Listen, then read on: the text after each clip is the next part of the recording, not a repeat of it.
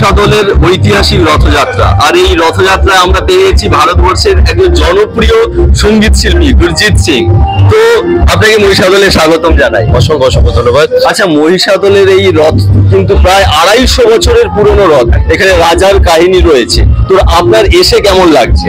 আমি মহিষাদলের আমি এই চত্বরে কখনো আসিনি, প্রথমবার এলাম, এবং রথযাত্রার যে উপলক্ষে আজকে এত বড় একটা অনুষ্ঠান হচ্ছে, তার সাথে সাথে রথ দেখে মনটা প্রসন্ন হয়ে গেল, উল্লাসে ভরে গেল। আর আমি যেহেতু দুর্গাপুরের ছেলে, সেখানেও রথ দেখি, কিন্তু এত সুন্দর রথ আমি বানানো খুবই কম জায়গায় দেখেছি।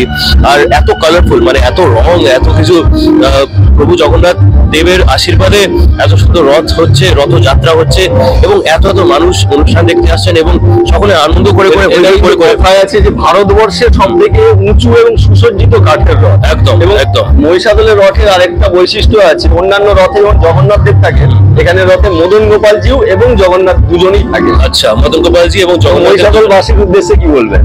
আমি এটাই বলবো যে আপনারা খুব লাকি যে আপনারা মহিষাদলে বাস করেন, এবং আমি এখানে থাকতে পারলে আরো বেশি ভালো লাগতো আমার। কেননা এত 250 বছরের যখন পুরাতন একটা লেগেসি আছে, একটা মানে রাজত্ব ব্যাপার থাকে সেখানে, সেই জিনিসটার একটা আধ্যাত্মিকতা, যে একটা মানে একটা হয় না যে পিউরিটি, সেটা আলাদাই লেভেলের হয়।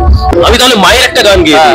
আমার মায়ের পায়ের জবা হয়ে ওঠে না ফুটে বুন, তার গন্ধ না থাক যা সে নয় রে ভুয়া ভুরন, গন্ধ না থাক ও তার গন্ধ না থাক যা সে নয় রে ভুয়া ভুরন, মায়ের পায়ের জবা হয়ে ওঠে না ফুটে বুন, আমার মায়ের পায়ের জবা হয়ে ওঠে না ফুটে বুন।